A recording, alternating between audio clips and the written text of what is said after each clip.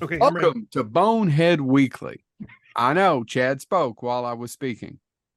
How spoke you speaking spoken to? I spoke it. The word it is. Where did. Boys, have you all watched hey man, I went and watched one of those Transformer pictures Monday. My Have either girls one of you went. seen it? No, my girls went and saw it yesterday without me. Did they like it? They did. Okay. So Chad, Yes, you like the Transformers. I do. Now I haven't watched all the Michael Bay movies. I Now, couldn't make it past the second one. I've only seen parts yeah, of I will say. Yeah, I will say the only Michael Bay movie that I've actually found and enjoyed is probably the worst one, The Revenge of the Fallen, the one that was done during the writer's strike, the second and is the second one, just because it is so. with the racist robots. Yeah, and it is just so terrible. But Yeah, for some reason, it pulls me in. pulls me. Just yeah. So Chad, this new Transformers movie, it's Uh-huh. not awful, Okay. but I think you might like it because there's so many throwbacks to the cartoon. Yeah, that's kind of what I'm looking forward to. I know I'm not going into this But it's expecting not too good, much. Chad. I didn't think it would be. I'm just going in expecting it to be what it is. Yeah, but at least Optimus Prime looks like he should. Yeah, and it's not Michael Bay. That's the one thing. That's the one thing this movie has going for, because the one Bumblebee honestly is the best transform. I said Revenge of the Fallen is the best one. Bumblebee is the best one. I haven't seen it. You should. It's actually worth watching. James, we can't hear you. James, you're just mouthing. You're just going. No, Chad's right. As much as that pains me to say, Bumblebee is the most fun of the And I Transformer hate and I movies. hate Bumblebee as a character too, but that movie pulls it off. Oh, You shut your horse mouth. he does a really good job of references in this one. Oh, cool. Yeah, I'll check it out. one in Like I said, particular is a John Carpenter reference. I am obviously a huge Transformers movie from as being from a kid, so I will watch this and probably find something to enjoy about it, just because I've only found Bumblebee in parts of Revenge of the Fallen entertaining. All right, boys. So today's topic Yeah, was chosen by Chad Jennings. Yeah, and since we're talking about giant robots right now, our topic today is going to be movies that take place in the wilderness. Yeah, out in the woods, out in the woods where they don't have them giant robots. Yeah, Ain't got no robots. no Robots out in the woods. Now it's summer here in the grand state of Kentucky. It's probably summer here across the United States. I probably didn't need to narrow it down. Yeah, no, I have no idea why you did that. But a lot of you all go camping. You're out in the woods. You're having a good time. You're making your s'mores. And you were enjoying, you're smoking a little bit of the reefer, and then you're drinking a little bit, and you got the kids over there making a campfire, and you don't know what you're doing. You forgot where you were. You're underneath your truck praying for death. I don't know. Whatever it is you do out in the woods, it's that time of the year. And there's a lot of movies. There's a lot of pictures, a lot of horror pictures that take place. Where at, Chad? The woods. The woods. So, can I ask you all a quick question? And just Chad. Okay. Have any of you all ever enjoyed camping? No. Well, when I was a kid, I like to go fishing, so it kind of goes a little bit together. But I would prefer to sleep in a bed. Yes. I used to go camping with my dad, and I enjoyed that when I was younger. Now that I'm older, I fall much more into the latter category Joe was talking about. Like, going with my dad was fun because it was time with my dad, and I didn't have a lot of time with my dad when I was young. Thanks for bringing it up. You're welcome. And he's dead. But, you're not getting it back. So there you go. Let's roll. Hey, if it's any consolation, my dad never took me camping. If it makes you feel any better, Chad. Chad's dad did take me camping. Yeah. I guess I could go camping with Dad now. I just have to lay on his graveside. Thanks. That would be. Well, you could pitch a tent next to his grave. Yeah. Just don't hit the stakes too far down, because then you'll kill his vampire self. What's funny, James, is this is the second time your dad has came up today. I was talking about your dad earlier when you weren't around. I was telling the story about how he told everyone that one son was in prison, one couldn't get out of school, and the daughter was a drug dealer. Yep, that's a true story. True story. Yeah. So we're not going to tell the rest of the joke. I just want no. Let's just leave it at that and let people wonder. There's only been one camping trip where I actually enjoyed it. It was one of the ones I did with my wife. But for the most part, who else was there? Was this one of those swingers events? It's actually put just your pineapple sign out in front of your tent. It's actually just me and my wife. And the only reason, and I have fond memories of it because we went to a place that had a waterfall. We never saw the waterfall. And I found most Well, that enjoyment. sounds like a is- great story, Chad. Well, no, and I found really enjoyment of we were driving these back roads to get to this place, and I found this. This was before GPS, so we were trying to find it, and we were struggling like hell. And we ran into a gas station with a soft serve ice cream machine. I was like, "Oh, sweet, I can get soft serve ice cream while I'm driving." But sitting underneath a That cloth, still isn't camping, really. dealing with the nature. But I went camping that day. It's just when I woke up with a bad back because I slept on a bumpy ground and I didn't have a toothbrush and nothing to wash my hair, nothing to take. Yeah, I just like, well, I didn't have hair. No. You know what I'm trying to say? Yeah. So yeah, I just Washing didn't your enjoy man any of it. bush. So I've just never been a camper, and I don't know. I have plenty of friends who their version of a fun time is getting out and sitting in a tent and just James? enjoying nature. I hate to interrupt him, but when Yeah. he says, first of all, he has plenty of friends. Yeah, That's I don't. That's I- one question. Yes, And the second question is, he has plenty of friends that enjoy camping. James, do. you living really a do. double life. I don't know. I don't have a lot of friends. I've got you two, and even that. I have a lot of acquaintances and a lot of people I'm friendly with, but Chad has a bunch of friends. Now, Chad, who are these friends that go camping? would you like a list? Could I you will do it feel like would alphabetically? just be- I feel will provide you a either list double after life this is here over. or made up. I'm trying to go back and forth on which one's the truth. I've got a question. Oh, real quick, Chad. Are any of the people, are any of your friends that like to go camping in the room with you right now? Now, yeah. Do they Yes. follow you around and tell you to light things on fire? My Baxter Stockman figure that's behind me that you can't see because it's dark in this room really likes to go camping. Huh. That And he would ruin takes- his mint he- condition status. Well, he that's eats because all he's my sick of- s'mores, the fly bastard. That's because he's sick of being in the city with those Ninja Turtle bastards. All right, Joe, pick your first one. Why do I have to go? Well, it's really hard for me. You want? I'll go. No, Okay, fuck I'll you. go. I'm going. I'll Fuck bring. you. I'll throw it down. Fuck you. I'm actually going to pick something that I picked from this earlier this last year as one of the movies that I really, really liked. It's Significant Other.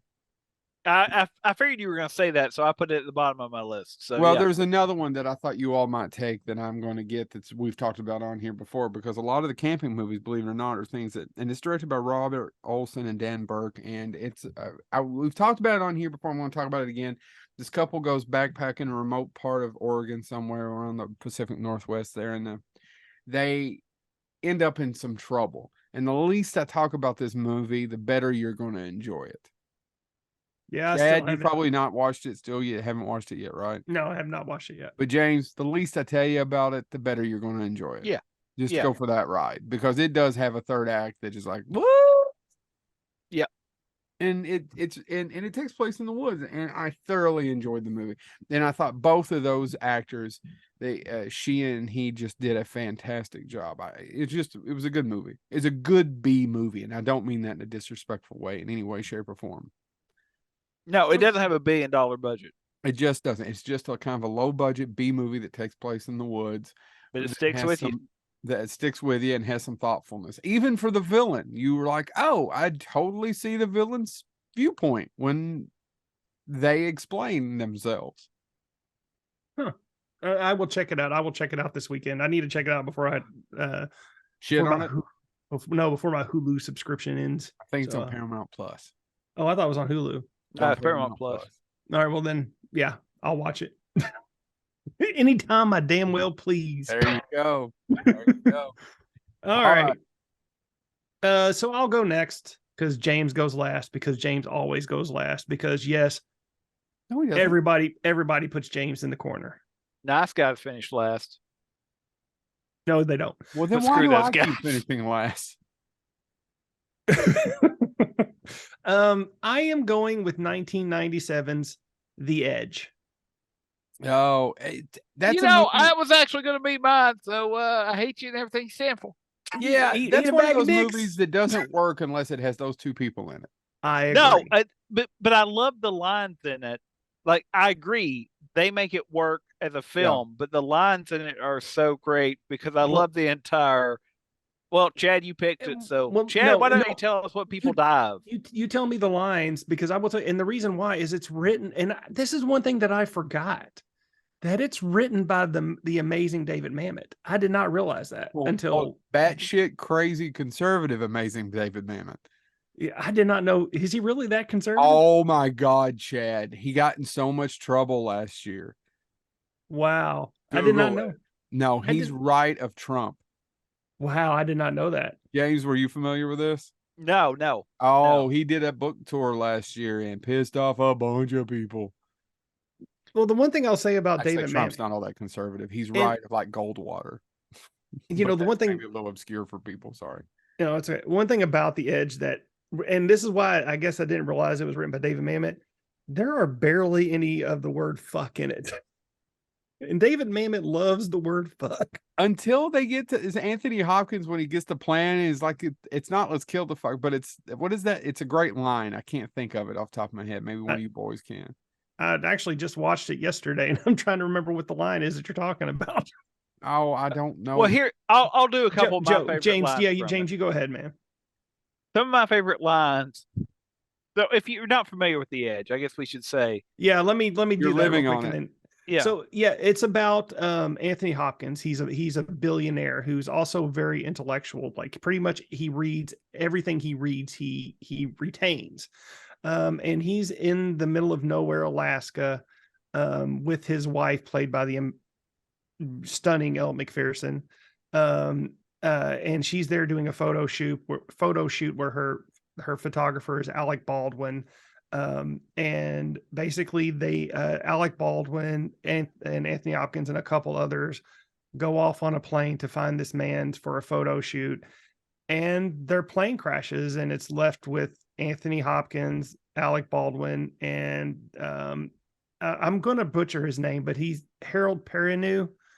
You would know him from Oz, Lost, this movie. He's an amazing actor who's just one of those ones that doesn't get credit for anything that he does, and he's just a great actor.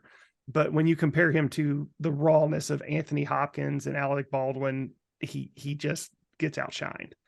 And he also didn't get the lines that these two got either, to be honest with you. So, but that's what it's about. It's about them fighting the wilderness and a man-eating Kodiak bear. But James, go ahead. You know, I once read an interesting book which said that most people lost in the wilds, they die of shame. Shame. What? Yeah, see, they die of shame. What did I do wrong? How could I have gotten myself into this? And so they sit there and they die because they didn't do the one thing that could have saved their life. And what is that, Charles? Thinking. But actually, my favorite line, and I've never tried it, but I think we should on a very special bonehead right before we go to the hospital for doing it. Wish we had some salt. You know you can season meat with gunpowder. Did you know that? Wish we had some gunpowder. Just a great line. Wish we had some gunpowder. By the way, James, Joe, were you talking about where he goes, today I'm going to kill the motherfucker? That's it. Yeah. It's just the way Anthony Hopkins delivers it is stuck in my head. Yeah, I agree. It's the line I always remember, though, and I quoted those other two, but the line I always remember, just because it's one of those things that if I was with him, I probably would have punched him. Did you know you can make fire from ice? Just really, that's not helpful right now, bud. And this is the middle of Alec Baldwin having and again, James is talking about that one line, but that is in the middle of an amazing scene of Alec Baldwin just breaking down, losing all hope that they're not going to be rescued. And for all of his problems, you can watch this movie just to see how amazing Alec Baldwin is. Yes, you have 30 Rock. 30 Rock, another great example of how amazing an actor Alec Baldwin is. And there's plenty of other examples, but The Edge shows him at his rawest form, and it's worth it just to see those two actors on the screen just chewing the scenes as they go. And the best part about Anthony Hopkins is he does it with such a monotone delivery of all of his films. With all of his lines, I should say, he never ever, except for near the end, loses his temper. It's all just stone, like just straight, and it's great. So I highly recommend The Edge. James. Well, you haven't taken that one. I've got my next one at the 4 here. So what happens, Chad and Joe, when you're out, you decide to go camping. You're trying to have a good time, Yeah. and you go out in the woods and you think you're just going to go out, have a good time, enjoy the woods a little bit, maybe do some hiking, and then all of a sudden, from your perception, Yeah. there's these two rednecks that want to kill you. And they're going to get you. So this is a story about Allison, Chad, Chloe, Chuck, Jason, Naomi, Todd, Mitch, and Mike. Bunch of college kids. They're just out trying to go camping. And they stop by this gas station and they encounter these two hillbillies that they assume are going to try to kill them later. And it turns out that's actually not what's going on. I'm talking about Tucker and Dale versus Evil. Yep. I didn't even think about that one, James. Good picture. So I'm going to do I a comedy next too, James, if it makes you feel better. I love this movie because it takes the trope of all rednecks in the woods are going to kill you and eat you. All those movies, Wrong Turn, all those types of movies. And basically, Tucker and Dale are two guys. They're trying to clear wood, and they've got a wood chipper. They're working their land, and they're just and they want to help. They realize, oh, these kids need help and all that. And through a series of unfortunate events, these college kids decide that, oh, we'll just kill them before they kill us, and they end up getting killed and all that stuff. And it's just Spoiler. a great. Yeah, well, no, it's just a great movie.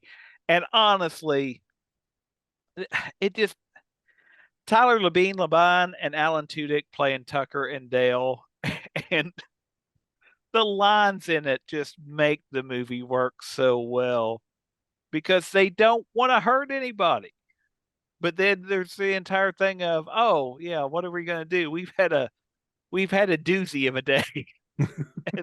as these college students end up more or less killing themselves, thinking that they have to fight off these rednecks that really mean them no harm. If you've never seen Tucker and Dale versus Evil, you really should. It's just a lot of fun. Yeah. It's just, yeah, if you've never seen it, just watch it. I got nothing else to say about it, but it's one of my favorite camping movies. All right. I'm going to follow up with another comedy because I was going back and forth of technically if this is a wilderness movie or not, but it does take place in the woods. We're going to talk about James. I'm going to do a James introduction, Chad. Now, Chad, have you ever just, you and your family, you go out into the woods to have a vacation and get away from everything, and then all of a sudden, your annoying brother-in-law shows up with his wife and two twin weird-ass kids. And that's good. Ensue. Chad, that ever happened to you? All the time. Yeah, that's the reason, buddy, that you'll never be as cool as John Candy, and you'll never have the great outdoors. What? I'll give it to you. I said it's close. It does take place in the woods. It kind of They does. do rent a cabin. It's close. Yeah. I just love the movie. It's great. I just love the movie. It's great. I rewatched it last year. I actually saw it in the theater somehow, some way, when it came out. And I just remember cackling, and there was this large fat guy behind me just laughing his ass off and losing it during the speedboat scene when he's got him and he's dragging him. There was a mirror in the front of There was a what? A mirror. Oh, no, I was a little kid at that time. The fat joke doesn't quite work there. I was probably chubby, though. So thank you for making fun of my juvenile diabetes. You're welcome. So, the great outdoors is just childish. Just childish. Diabetes. Childish. Just childish. It's just pedophilia is just childish. So, John Candy, he went Dan Aykroyd, written by the late, great John Hughes, directed by Howard Deutsch. The great outdoors, because John Candy just wants to go have a relaxing vacation away from everything, and then his brother-in-law shows up and ruins everything. It's an 80s comedy, another 80s comedy where John Candy went on vacation. I also highly recommend Summer Rental, but it's less in the woods and more on the beach. Anybody Ready? else? No? Okay. Fuck you. So my next one is also from the 80s, and it is a bizarre one. Bizarre? Just simply because of how the movie was delivered. But I'll tell you the tagline and see if you all can guess it. The strong don't give up, the tough don't give in, and the cool don't give a damn. Anybody? No. James? Nope. Whitewater Summer. Never seen it. Are you serious? You've never seen Whitewater Summer with Sean Astin and Kevin Bacon? Nope. Oh my God. James, have you? James. No, I literally I saw it. Oh, nobody's seen your movie. James, I don't know. Nobody's seen your movie. I don't know if you realize this. This is a podcast and you barely shaking your head. No, doesn't do anything. Who are you people? God, guys, Whitewater Summer. It was one of those movies I watched. It's What? a movie is the only time where I've actually truly hated Kevin Bacon. Well, why could you hate Kevin Bacon? He plays such a dick in this movie to these kids. So it's Sean Astin. He plays this shy kid, and his parents send him away for a summer to these mountains where he ends up where Kevin Bacon is this like instructor who takes all these kids and teaches them how to survive in the wilderness and you know, run the rapids. Yeah. But he is so awful to Sean Astin, who's this shy kid who doesn't have any abilities, and he just tortures him. And what's really weird about this is the story is being told as Sean Astin, but he's more of a Ferris Bueller type. So he walks around in a Hawaiian shirt, and it just keeps cutting back to him telling parts of the story. But it's not him as that character, because him as the character in the story is this shy kid who doesn't have a lot of abilities. It's bizarre. But Kevin Bacon is just awful. He just constantly tortures him. And then there's another scene where he gets really hurt, and then the kids have to get him out of the wilderness. And only, of course, Sean Astin, the kid who couldn't do anything, is the one who leads the troop to get him out. I am shocked that none of you all watched this. It was I've never seen it. It was a staple of mine from the late 80s. And again, Kevin Bacon has played some bad people, but this is the only movie where I truly hated him, because he was maniacal. So that's my pick. James. You know, I'm going to go with another classic camping film that really took over America for a while. And I don't think it inspired so many things that followed it, but I don't think it's ever been matched in the way that it made some people view The Woods. It's a little film about these three people who decide to go to the woods to make a documentary about this witch. Good one. Yeah. The Blair Witch Project, literally, I mean, I can remember people would freak out if you took sticks and arranged them together and just, you know, hung it outside in their yard. But it did. It was, I mean, that even though it's not a traditional quote unquote camping movie, it made people really reconsider what would you do if you were in the woods. And what would you do? things just got weird. Yeah. And it's also the scenes where they break down, right? Just the scenes where everything goes wrong because where they, you know, and my solution, by the way, set the forest on fire. That Blair Witch may get me, but it's going to be her standing in an empty field of trees, of burned out trees. But anyway, no, Blair Witch is probably one of the ultimate camping horror films. Just because of how unsettling it is. Yeah, it's I still say there's only 3 movies that have genuinely scared me. Well, 4. I'm sorry, Nightmare on Elm Street, then Wes Craven's Shocker. And for those who listen, if you're curious why is Chad scared of the Shocker, come talk to me when you see me, and I will tell you the story. But then Blair Witch, the Ring and Blair Witch. And Blair Witch actually didn't scare me during the filming. It was when I got home that night from the theater and I went to bed and I woke up and swear I saw somebody standing in the corner. Mm-hmm. And I ran out of the room, like just terrified, my heart sweating, heart beating. Of course, I was a fat kid having a heart attack, but you know, the Blair Witch didn't help it. Right. Well, I'm glad to hear that you're not dead. Yeah. Yeah. Came close. That and The Ring. But The Ring was from head trauma from running into a door. So here's another one that's on a list of woods. that you may argue with me about because there's not a lot of woods. There is trees, but what's your definition of I'm- movies that take place in the woods? I will be honest with you, based on what you're, there's one movie that I'm shocked didn't make your top 3. Well, hold on. Okay. May be this movie. I don't think it is. Go ahead. Okay. It's actually the next one. I need to go back and watch it again, but it is one of my favorite Zemeckis films, Castaway. Yeah, no, that's not what I thought you'd be. And see, that's what I struggled with too, because I consider that a wilderness film because he's on it, but at the same time, it's also a stranded island film. Yeah. So what's the difference? So we could have made 2 different topics here. Yeah, we could have made island versus wilderness. We could do a stranded island one for Bonehead Weekly Fun Size. I think we could. Yeah. Yeah, we'll do that. But anyway, so Castaway is a very sentimental film. It's 2000, Robert Zemeckis, and starring Tom Hanks. This is about as vanilla as it gets. I understand that.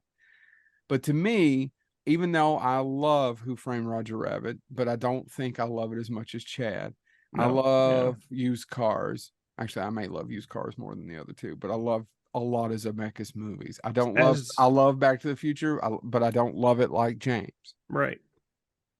We all 3 have Zemeckis. Different Yeah, Zemeckis yeah, films. that mean a Mine lot is to Cat. us. And I love Forrest Gump, even though people tend to hate on it now. I still think it's a damn good, just fun movie. Just It is. Yeah, I don't know why it gets the hate that it does now. just rolls. It's a perfect little picture. That being said, Castaway speaks to me on so many different levels. And I guess in the way, I guess if you ever saw Reminiscence, we made fairly sentimental film back in the day too. But I don't know. It's about life. And by the way, getting what you. Go ahead. Joe is not referring to the Hugh Jackman Reminiscence. No, I'm talking about the Boneheads made a movie called Reminiscence way before Hugh Jackman did. And it speaks about life and how you don't get what you want and certain things are taken away from you and you have no control over it. And how do you handle it? And what do you do? And how do you go on?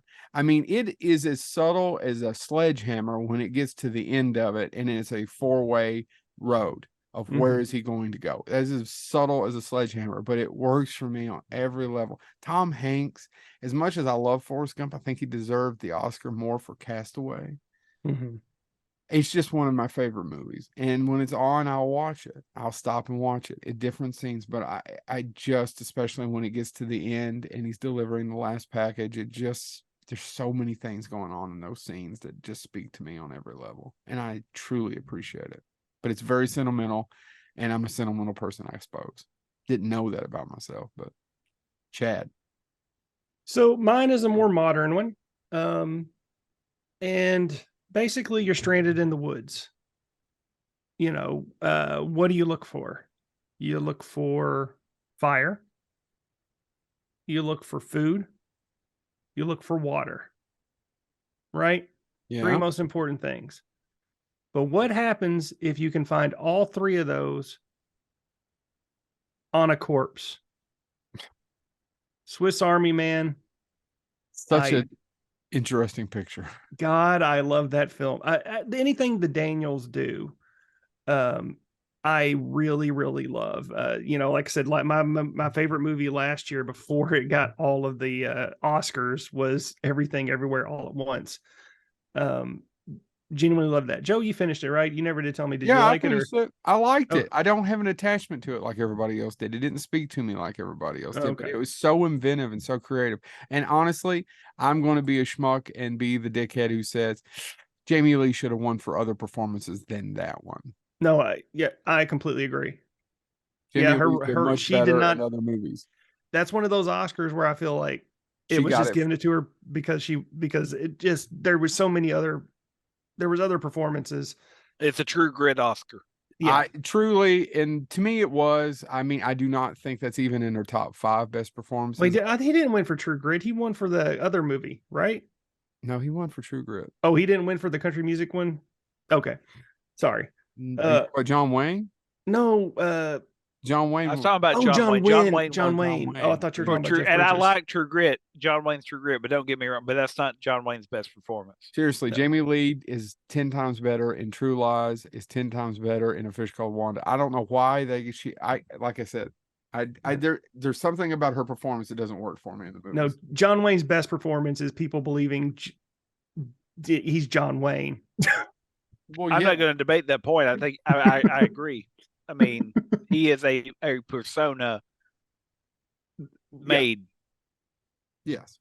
So anyway, but the Daniels made Swiss Army Man, and it's simply this: a man who is basically a loser. He is stranded in the woods, and he comes upon a corpse, and the corpse starts talking to him. But the corpse also has amazing superhero skills. Like Mm-hmm. he can like he spits out drinkable water. He can fight, like he gives him the Heimlich maneuver, and he can shoot bullets, and that's how he shoots bullets and kills squirrels. And he can shoot, his farts allow him to fly through the water. I mean, it's an amazing character piece of watching this man, Paul Dano, played by Paul Dano, who's Hank, And who plays the dead person? What seriously may be my favorite actor currently, Daniel Radcliffe, for AKA Harry Potter, plays Manny the corpse.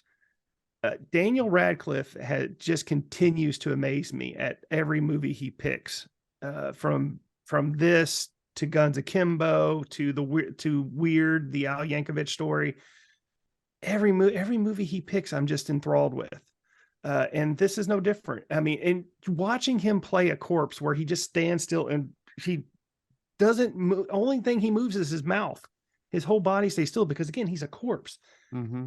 Fantastic, but also too, it just shows the inventiveness of both of them in the woods, creating a bus so they can recreate the scene where he's talking to his secret crush, played by Mary Elizabeth Winstead.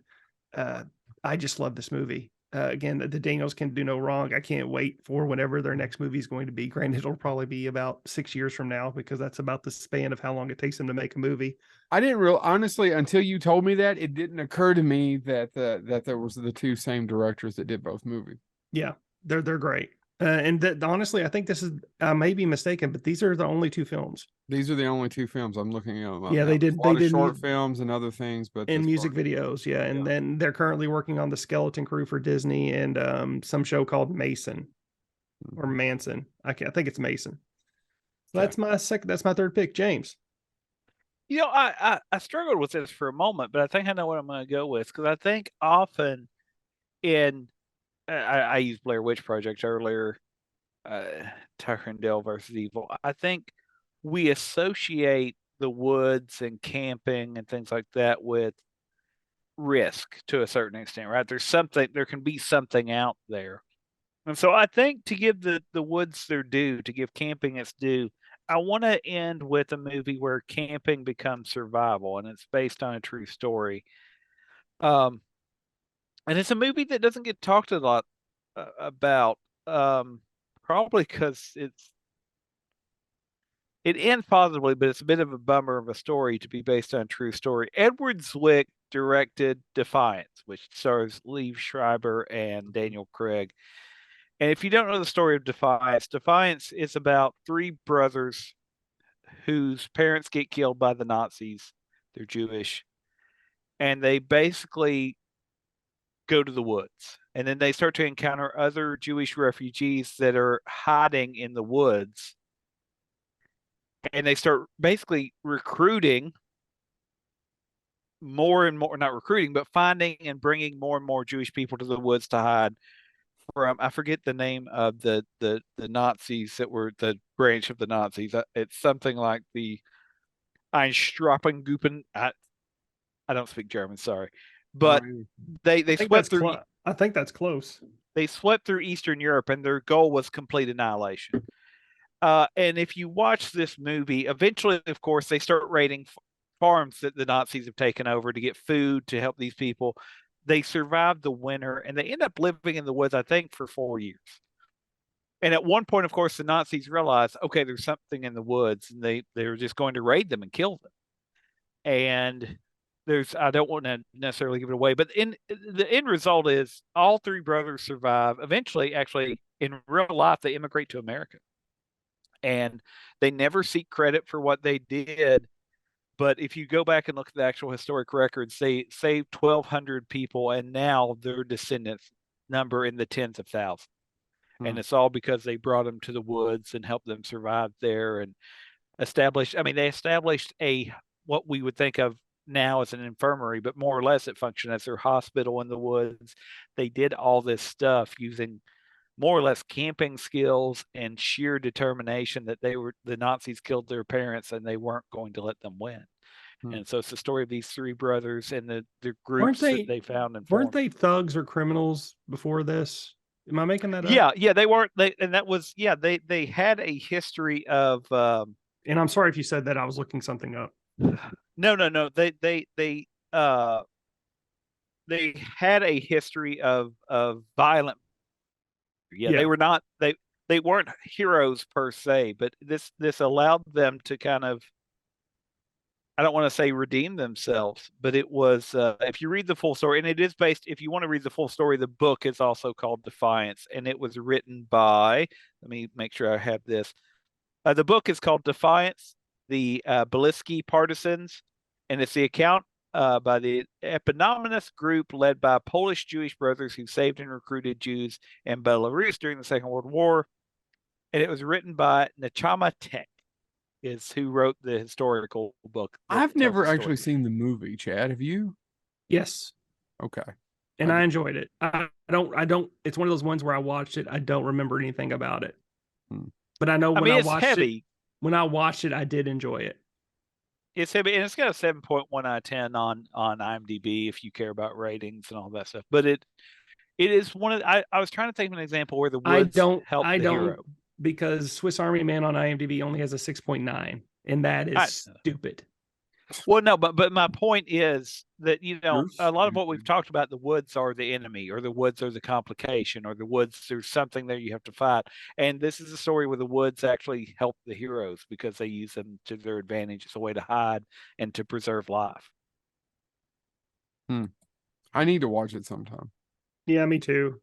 It's one of those ones I've been thinking about lately, and I'm surprised. And again, I didn't think about it for this, and James brought it up. I'm like, I need to go back and watch it if I can find it. Okay. Honorable mentions. Honorable mentions. I want to go first. This is the one I wanted to talk about. There's two, and we've talked about The Grey so much on here. I didn't want to bring it up again. Yeah. And then another one, and again, I'm still shocked that you haven't. There's one that I'm surprised you didn't. Go ahead. 127 Hours. Nope. Okay. Is that wilderness though? Because he's stuck in a rock. Yeah, but it falls under, if you look at it, it's a really good performance by James Franco. I mean, it technically is the wilderness because, when you think of wilderness, you think of trees. You don't think of, because I was struggling with that because there was a couple of movies that I wanted to put about people strapped in the desert. And I'm like, is that the wilderness? And the third honorable mention is The Evil Dead. Yeah. We really should mention that The Evil Dead may very well be the best woods movie ever made. Ooh, Joe, I don't know because you're forgetting one. What am I forgetting, Chad? I actually was going to say, Chad, if you don't do it, if you're not going to do the one I'm thinking of, I'll be shocked. Go ahead, Chad. Well, I thought, honestly, Joe, your top three, Deliverance would have been one of them. Yep. No, it's not Deliverance. Huh? It didn't even really occur to me. And honestly, it's not on a lot of the lists I looked at. That's insane. I think that's the ultimate wilderness film is Deliverance. Because it all is about in the woods and them just trying to run away from, the hillbillies. I don't know. Friendly. They're Tucker and Dale. They're just trying to help them.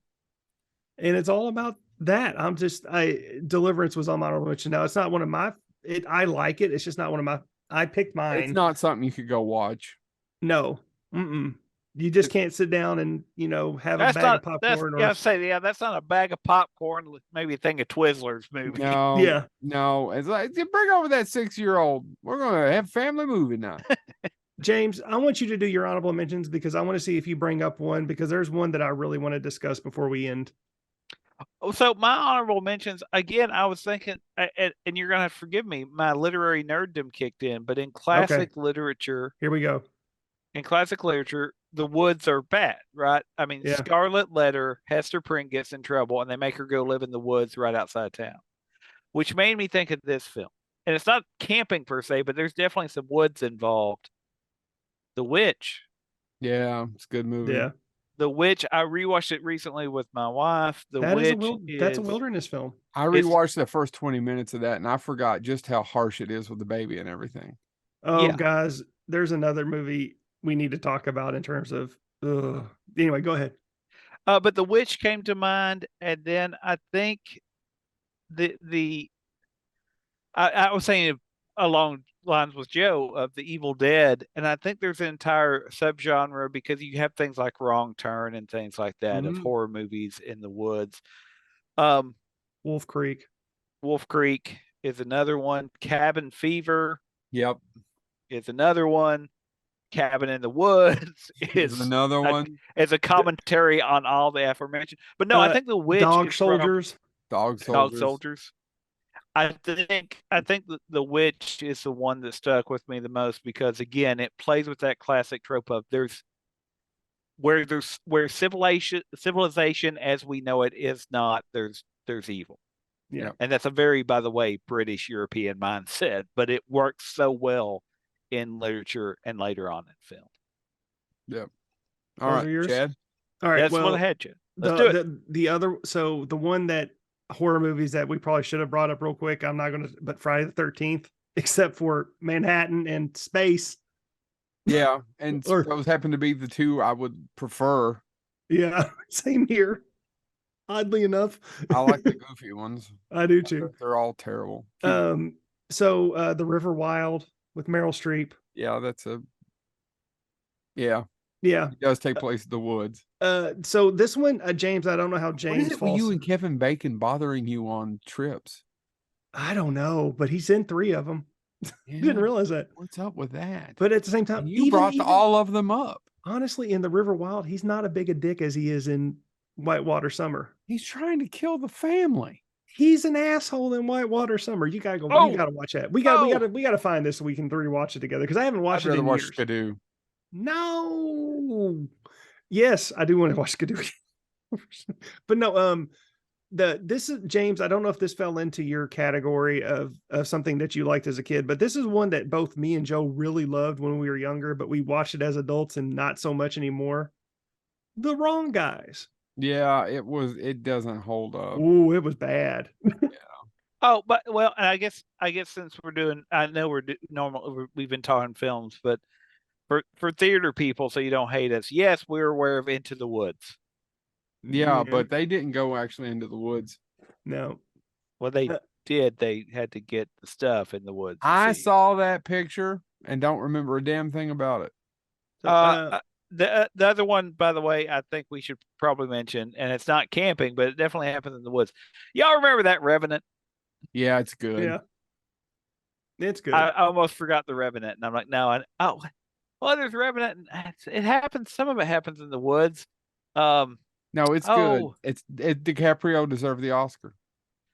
No, but I'm trying to think of the other one that's way better than the Revenant. And why am I blanking on the name of that film where some people are eating other people? Alive? No. Well, while you're thinking of that, I'll mention Nature Calls with Patton Oswalt and Johnny Knoxville. Never saw that. Where Patton Oswalt is he really wants to be a Boy Scout troop leader.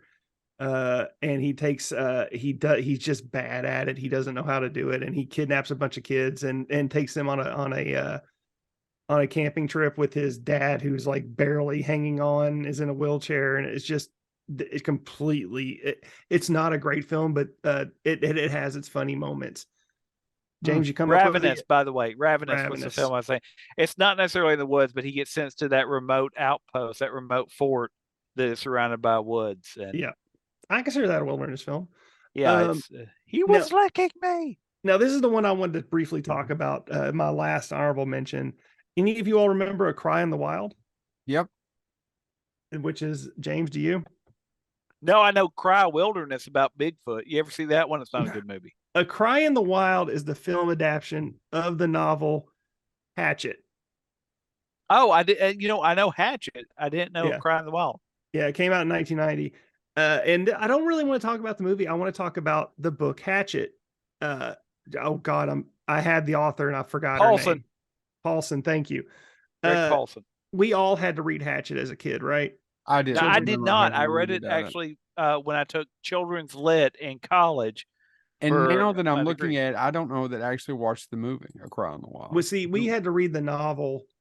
I want to say in middle school, and then we watched the movie after we finished the novel. Mm-hmm. It was one of those deals. But I thought Hatchet was one of those staple books where everybody had to read it as a teenager or as a young adult, or for school purposes. I don't remember reading it, but I read. And by the way, I say Greg Paulson. It's Gary Paulson. Gary Paulson.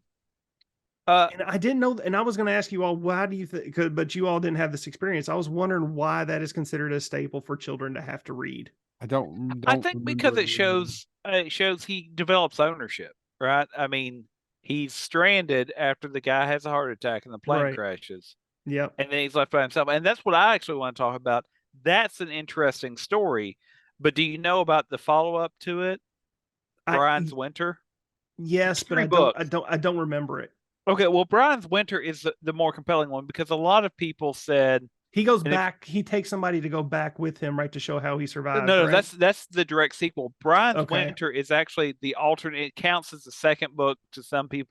It doesn't matter. It's the alternate telling because Gary Paulson got a lot of flack for Hatchet. Because do you remember how Hatchet ends? Mm-mm. No, seriously, all I remember is the porcupine scene. That's all. Winter is coming. Not to borrow from another work, but winter's coming, and it keeps talking about how the days are getting shorter and he's getting colder, and he's trying to figure out, can I do it with just a hatchet? And before winter actually arrives, he gets saved. Uh-huh. And then in the direct sequel, he goes back. Well, evidently, enough people gave Gary Paulson crap about what a cop out, you let him get rescued before he freezes to death. And so he wrote Brian's Winter to answer the question of what if he wouldn't have got saved. And so it was released in 1996 as kind of a follow-up. And so technically it's the third novel in the series, but it was second in terms of chronology as it's actually an alternate ending sequel to Hatchet. Where he doesn't get saved and he's still stranded on the lake and he has to figure out how he's going to actually survive during the winter. And it does not involve a porcupine, but he does eventually befriend a skunk because he realizes the skunk has to find food in the snow. So he starts to follow the skunk because then he'll at least find enough food to survive. So it is, I just love that story that Gary Paulson wrote this award-winning children's novel, but enough people went, oh, you let him get saved. Yeah, I will say he finally went, I'm tired of hearing about it. Here's an alternate ending where he doesn't get saved. You can read how he survives the winter. And I will say this, I actually enjoyed the novel so much when I was younger and that I got to see the movie that I actually did personally track down the sequel to that book and read it on a personal basis. But yeah, I mean, when I thought about wilderness films, I didn't want to put up the movie because I don't remember it and I'm just not a big fan of it now. But Hatchet played such a staple in my childhood, and I thought it played a staple in every child's of our age. And yeah, we didn't have books. And I still think I still think Hatchet is read in schools. But it is. No, my son has read it in school. Okay, yeah, and I just didn't know if James, being the education historian of our group, I didn't know if there was a reason why Hatchet was picked out by so many. Can't I be the no? When I read it for children's lit, because I had to be an English teacher, you had to take children's lit through the library science program. And we had to pick 100 children's novels to read. And it was one of the strongly recommended ones. And that's when I read it, was actually in college for that children's lit course. But no, it is a compelling, even as a quote unquote children's book, children's novel, mid-grade novel, whatever you want to say it. It is compelling and it is well written. And actually, I mean, there's a lot of heart to that work, right? So no, I agree. Yeah. It should be a staple. You know, here I am over 30 years later, remembering the scene of him being in the cave and getting hit by the porcupine. So, I mean, it had some kind of impact on me. So there you go. All right, So- guys. Well, this has been us talking about the woods. and and the fort and the a desert island and And the Chad- desert. How about we just call this places of isolation? You know, the woods, No, sticking with island. wilderness. No, islands, my soul. my social life, places of isolation. This has been Bonehead Weekly.